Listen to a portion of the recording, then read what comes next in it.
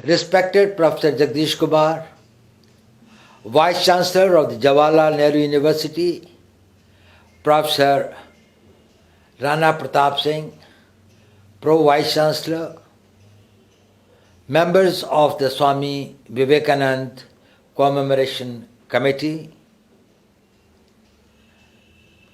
esteemed faculty members, dear students and friends.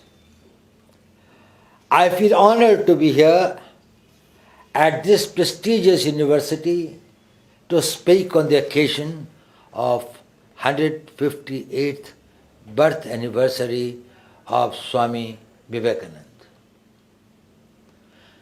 The institution has played a seminal role in academics, research, and public affairs.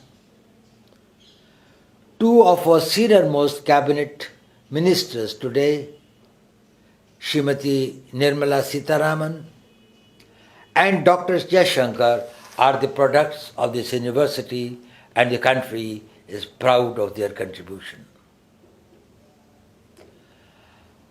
I feel especially privileged as today's function happens to be the first Swami Vivekanand Youth Festival being organized by the university. Friends, Swamiji was a revolutionary young monk who rekindled the hopes and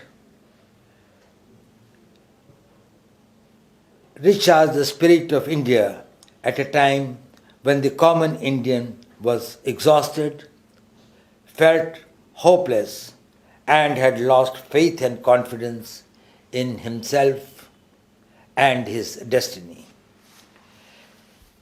His self-esteem and sense of dignity stood at its lowest ebb. It is rare that we attribute the term revolutionary to a spiritual man. Faith systems glorify the past and are hence traditionalists. Revolutionaries, on the other hand, want change, and that too at a fast pace. The means suggested by them also are often in conflict with the norms and ethos of their times. Swamiji challenged prevalent norms of religion, social practices, and individuals' self-perception.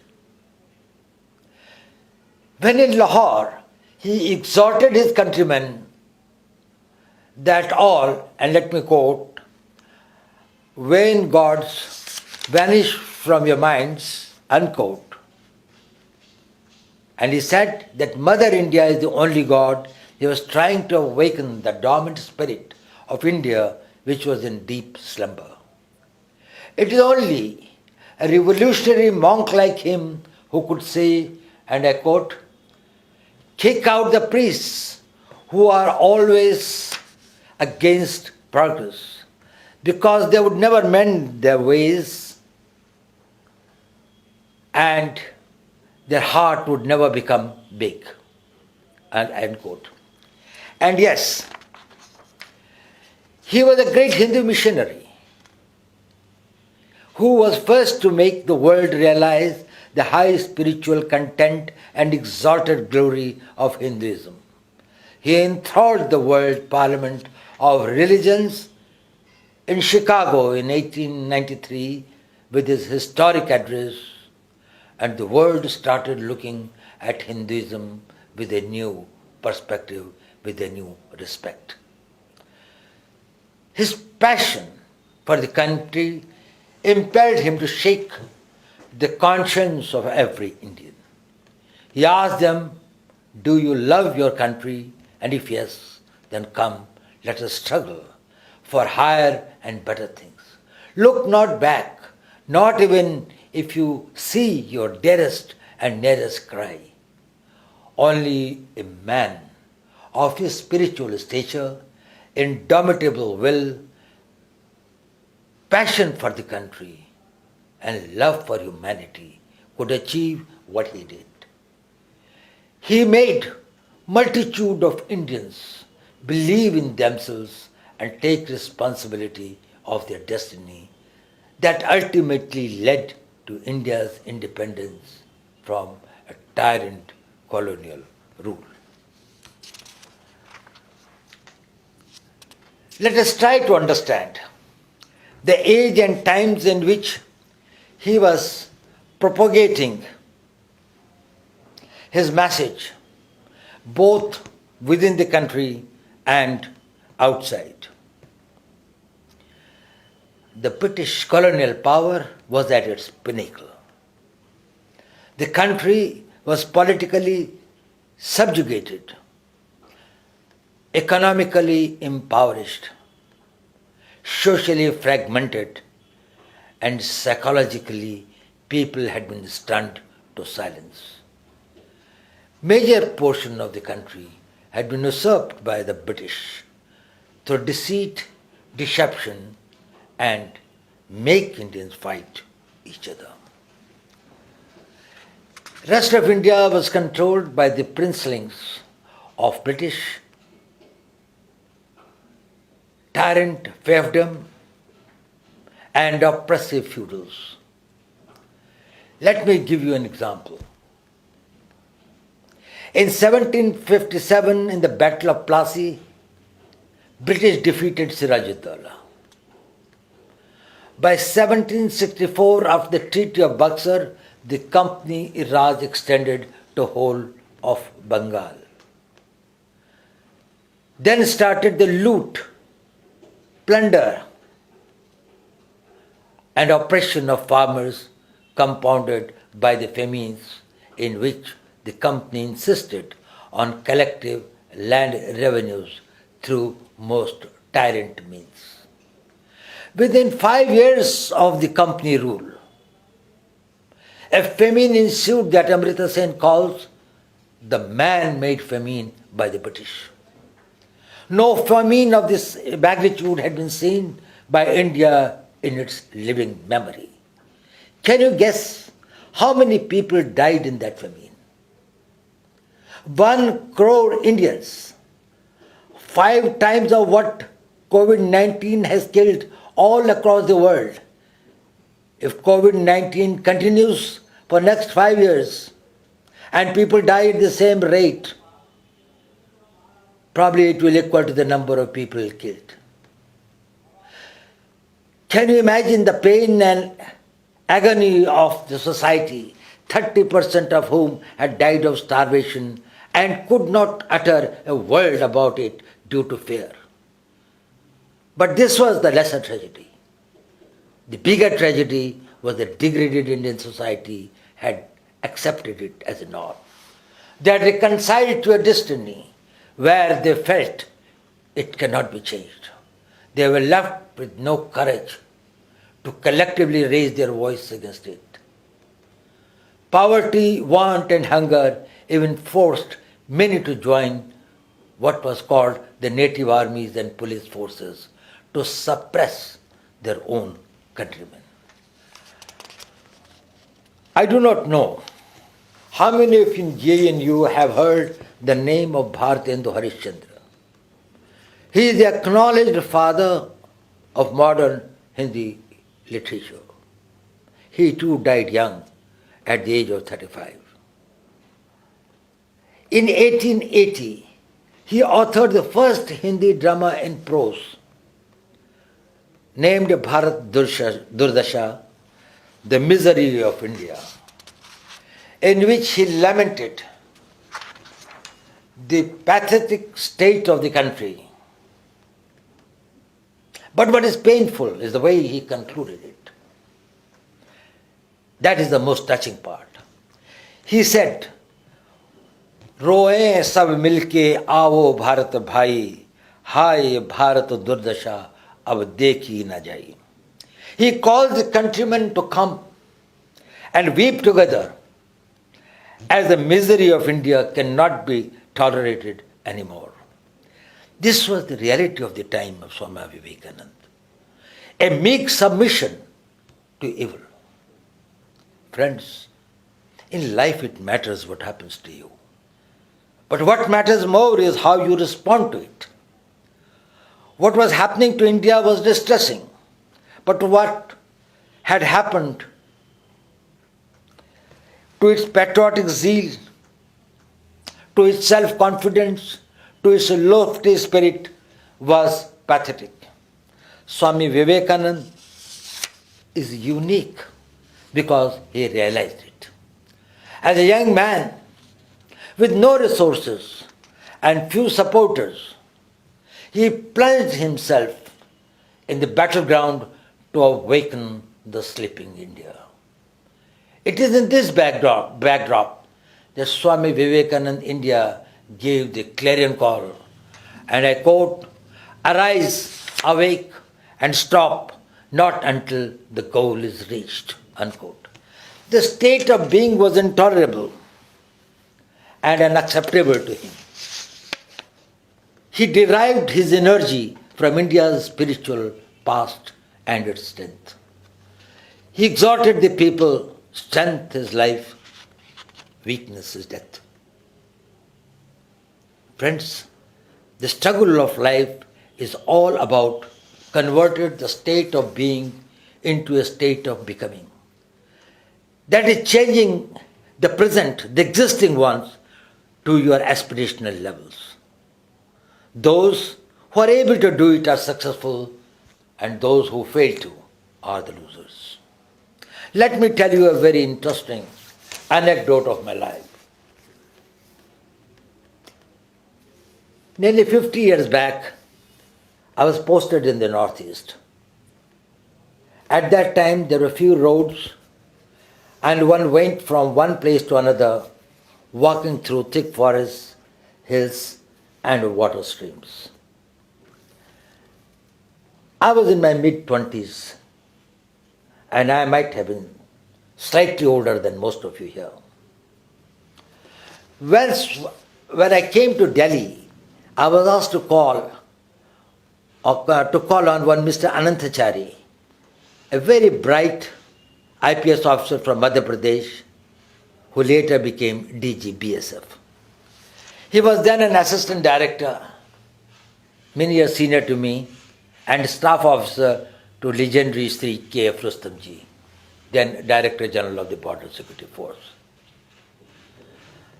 After I briefed him about the situation on Indo-Bangladesh border, where BSF was deployed, he told me to wait for a minute. He left the room and returned in a few minutes, asking me to come along to meet Mr. Rustamji, as he liked to meet young officers working in the field. Mr. Rustamji told me some inspiring words and then asked me, "Do you sometimes lose your way in the hills and mountains when you have to walk through the far-flung areas to visit your border outposts in an insurgency-affected area?" I hesitated, but I told him, "Sir, sometimes I do. But over a period of time, I have gained little experience, and it has made it easier for me now to traverse the land over there." He told Mr. Nandachari to send me to Tekanpur to deliver a lecture in weapons and tactics to the head constables undergoing instructors course. Tekanpur is the training academy of the Border Security Force. That was a common practice those days for IB officers to go for lectures in training and hold training classes for the forces and security agencies on specialized subjects. So when I went there to lecture to a class of about 20 head constables who are going to be the instructors, I asked the class a question. What do you think is the most important subject in the weapons and tactics in an insurgency area for the new recruits?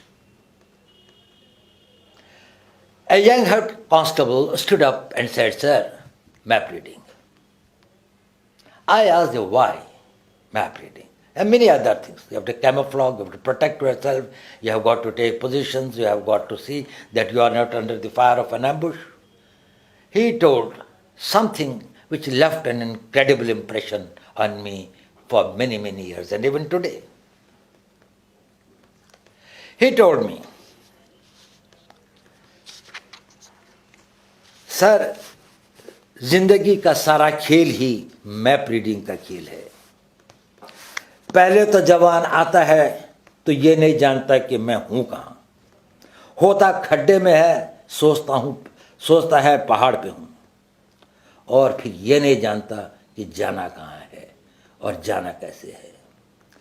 अगर recruit को ये 3 बातें पता लग जाए sir, तो वो अपनी एक पोस्ट से दूसरी पोस्ट पर चला भी जाएगा और सुरक्षित वापस भी आ जाएगा." This was a great learning for me. I really thought that there lies the essence of life. We make 3 mistakes in life. Firstly, we do not know where we are. Secondly, we do not know where to go. And thirdly, we do not know how to go about it. Swami Vivekananda was able to fathom the real state of India's miserable existence. He told them not only where you are, but also who you are. Like a good instructor of map reading, he wanted the Indians to understand and internalize their position on the map. Let them know their weaknesses, let them know their infirmities, let them know their inhibitions, and also their strengths. So he made them realize both their strengths and their weaknesses.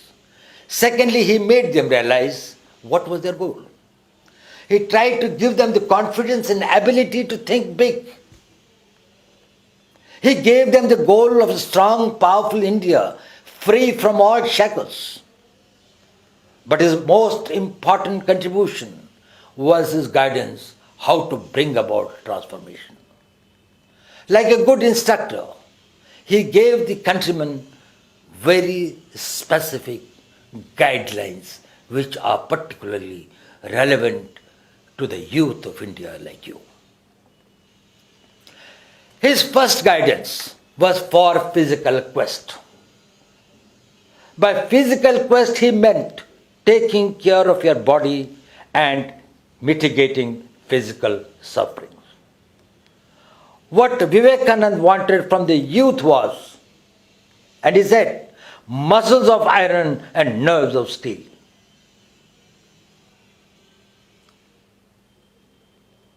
His second expectation from the youth was the social quest. He exhorted the youth to serve God in man. He preached that the way to spiritualism was through serving the poor, the destitute, the homeless, ignorant, and weak. He asserted that the first God we have to worship are our own countrymen. His third important direction to the youth was for intellectual quest. He insisted that we will not be able to rebuild a strong India without education and empowerment of people through knowledge.